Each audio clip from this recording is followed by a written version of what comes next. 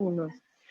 Un excelente 4 de mayo para todos ustedes. Muy buenos días desde donde quiera que nos ven en esta comunicación interactiva. Decirles que en el día de hoy en México pues estamos viviendo una jornada de tragedia después de lo que ha ocurrido la noche de ayer, cuando ya se confirman 23 personas fallecidas por esta falla estructural que se habría presentado en una parte del metro, el tramo elevado de la línea 12 del metro. Mucho hay que decir sobre este tema, porque además estamos a un mes de las elecciones históricas de México intermedias y quienes son protagonistas de la construcción de esta estructura en particular hoy, pues están en posiciones públicas, desde el canciller hasta congresistas, etcétera. Así que el ruido político será vasto, pero también lo que hay que hablar es de los hechos y de la población afectada y de los heridos que están en hospitales y de esta tragedia terrible que ha ocurrido en nuestro país. El día de hoy también queremos hablar de El Salvador.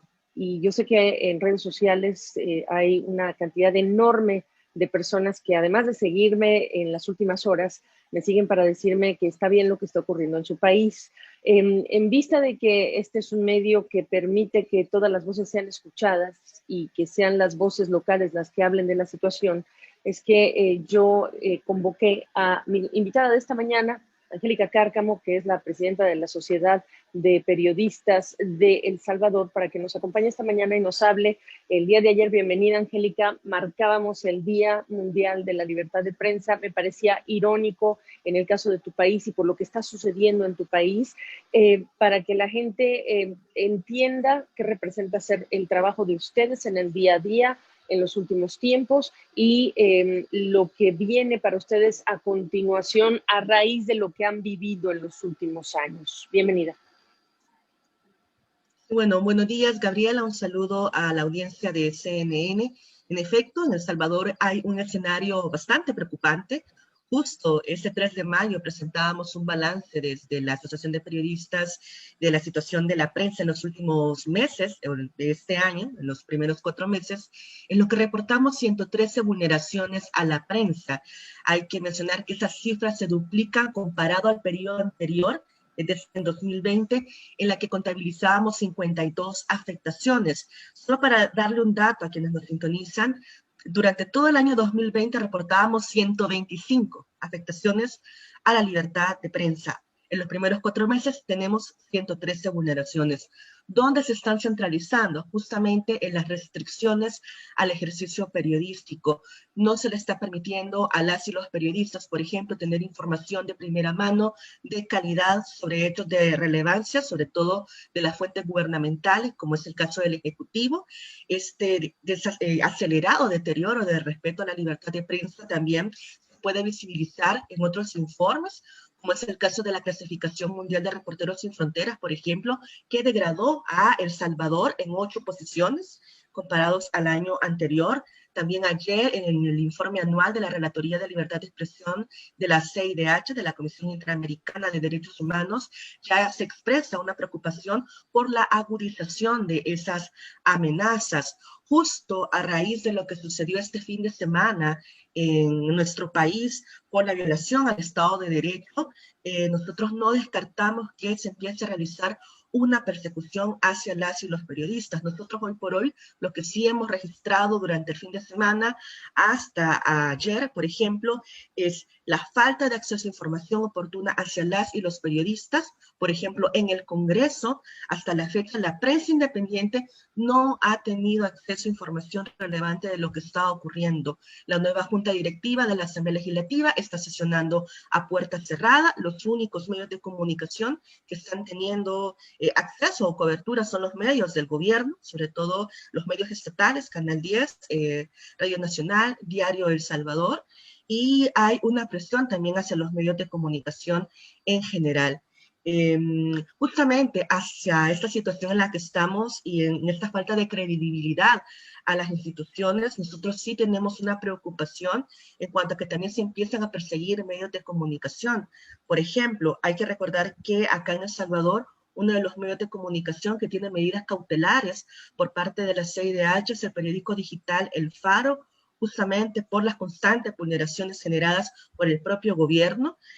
Al tener ahora el gobierno todo el poder, del Estado, porque tiene mayoría parlamentaria, ahora tiene la Corte Suprema de Justicia, tiene la Fiscalía. No descartamos que en la plenaria de este día, por ejemplo, se destituya a la Procuraduría, al Procurador de Derechos Humanos. También se empiezan a hacer persecuciones hacia los periodistas, y eso sí sería un escenario muy grave, porque ya nos ubica en posiciones y escenarios como el resto de los países de Centroamérica vecinos. Me refiero, por ejemplo, al caso de Nicaragua, al caso de Honduras o incluso de Guatemala. Y es grave porque eso se está dando en menos de una semana, Gabriela. Entonces Claro. sí es un escenario muy adverso que estamos enfrentando en El Salvador. Ok, preguntarte rápidamente para que quienes nos ven nos entiendan cuando hablamos de periodismo independiente. Mi descripción es aquellos que no reciben publicidad comprada de la autoridad de recursos públicos, de los contribuyentes. Esto es lo que para mí describe periodismo independiente, medios independientes. ¿Coincides? ¿Es lo que describe en tu país? Le agregaría únicamente a tu descripción, que es muy acertada, también que son medios que no se han plegado al gobierno de turno. Acá en El Salvador, por el tema justamente de la publicidad gubernamental, que es utilizada como premio y castigo, muchos medios que han decidido es buscar mecanismos de sostenibilidad alterna para evitar caer en esa situación. Pero aún así, los medios de comunicación tradicionales, algunos, sobre todo en prensa escrita, también están haciendo, a partir de esta coyuntura, un ejercicio interesante de periodismo independiente, que para nosotros es también bastante significativo. En el caso de la televisión es un ambiente mucho más complicado. Hay medios de televisión, por ejemplo, que se están plegando al discurso oficialista.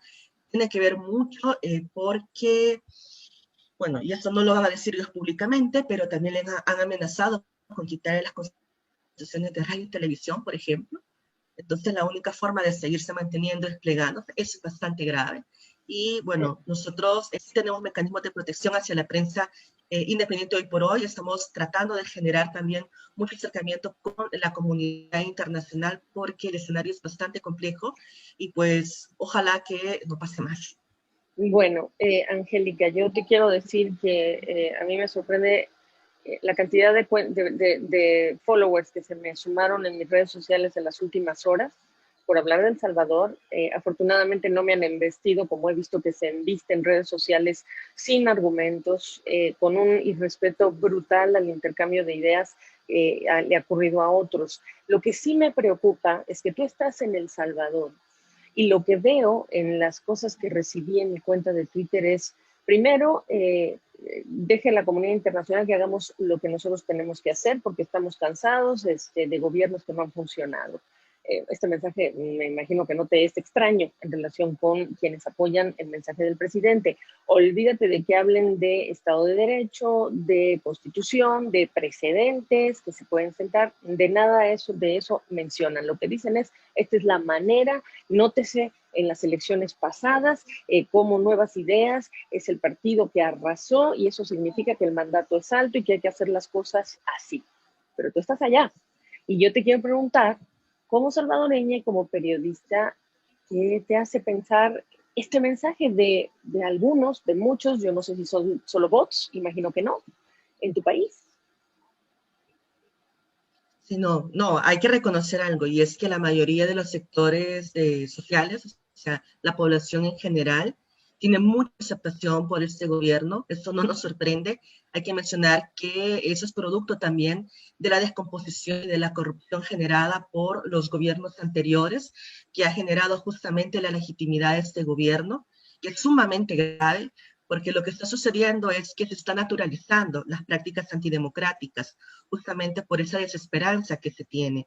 Me parece que el principal reto de la prensa independiente, e incluso también de los sectores de sociedad civil organizadas, es justamente explicar de la forma más sencilla por qué no debería aplaudirse este tipo de escenarios. Hoy por hoy, tal pareciera que lo que se está generando es un tipo de situaciones en las que se está generando, bueno, el desquitarse, como dice acá en el salvadoreño, de los funcionarios que la gente no quiere, pero con el tiempo justamente y la descomposición que se va a generar, nos va a traer implicaciones, y lamentablemente cuando la mayoría de la población se dé cuenta, el escenario pues ya va a ser mucho más complicado. Nosotros mencionamos que hemos retrocedido al menos entre 30 a 40 años, por ejemplo. No teníamos un escenario similar hace 20, 30 o 40 años. Y sí, es preocupante. Me parece que para el caso nuestro no es reaccionando de la misma forma, sino tratar de promover el diálogo. Me parece que uno de los principales retos hoy por hoy con estos sectores que tienen mucha credibilidad con el gobierno es haciendo un ejercicio de diálogo y un ejercicio de educación y de concientización. Pues mucho se puede decir y podemos seguir esta conversación y yo te conmino a que regreses y nos hables de la evolución que verás ahora en este capítulo en función de lo que ustedes ya están anticipando, que ojalá se incumpla, porque sería una buena noticia que se incumplan estos pronósticos negativos que hay en relación con el ejercicio del periodismo, el retratar la historia y la libertad y el derecho para hacerlo, porque aunque no pensemos igual en donde estemos parados, como dicen, y veces he dicho, pues sí, defenderé con mi vida, no estaré de acuerdo con lo que tú me digas, pero defenderé con mi vida el derecho que tú tienes a decirlo. Y yo creo que estamos en un momento muy delicado y yo viendo a los compañeros periodistas de El Salvador, pues solamente decirles que mis respetos, mi solidaridad y que este espacio queda abierto para pues estas comunicaciones de ustedes directamente con la audiencia, Angélica. Sí, bueno, no, el escenario es bastante adverso. Para nosotros hoy por hoy, uno de los mecanismos más eficientes para protegernos es aglutinarnos como gremio de periodistas. Es importante que mencionar que en El Salvador, a diferencia de otros países, la gremialidad no ha sido un interés y la coyuntura nos está obligando a esa organización. Eso me parece bastante significativo, Gabriela. Lo otro es también mantener la comunicación con los organismos internacionales. Nosotras como asociación sí estamos en constante comunicación con la Relatoría de Libertad de Expresión de la CIDH, con Reporteros Sin Fronteras, el Comité de Protección a Periodistas, entre otras instancias. Yo lamentablemente no soy muy optimista del escenario. Creo que el escenario va para peor, que la persecución hacia la prensa independiente se va a convertir en una realidad. Yo no me atrevería a decir en meses, yo me atrevería a decir en semanas, sino es que es en días, porque justamente lo que veíamos la semana, fin de semana, eso lo preveíamos, pero meses después, no el primer día de la plenaria de la nueva Asamblea Legislativa. Entonces es muy complicado y la única forma que podría haber cierto nivel de reversión es con los llamados de atención de la comunidad internacional. Yo sí hago un énfasis y reitero respetuosamente el llamado a los organismos internacionales a que tengan una mirada fija en El Salvador, pero también a posicionamientos mucho más fuertes y acciones contundentes. Los paños tibios no nos sirven en este momento. Si se siguen teniendo ese tipo de acciones, vamos a estar en escenarios como los de Nicaragua y eso también sería muy lamentable para Centroamérica. Hasta hace unos meses, con todos los problemas que teníamos, éramos un país relativamente estable comparado al resto de la región cercana, pero ahora prácticamente Centroamérica se está yendo un hoyo con esta situación. Y es muy así? grave, es muy grave, es muy doloroso para la democracia. No, me puedo imaginar, tú eres ciudadana, no solo periodista, y yo me imagino lo que puedes estar pensando sobre ti, los tuyos, tus compañeros y tu familia. Recordar la comunidad internacional, porque es importante lo que está observando Angélica. Yo lo decía ayer en televisión, El Salvador es una economía dolarizada. El Banco Central que imprime los dólares no está en El Salvador, para empezar. El Salvador es un país que tiene compromisos de comercio con Estados Unidos a través del CAFTA, que se ha firmado hace años. El Salvador está comprometido con acuerdos sobre protección a los derechos humanos a nivel internacional. Dígase lo que se diga, es el Estado salvadoreño el que lo ha comprometido, no es un gobierno, es el Estado salvadoreño a través de los años.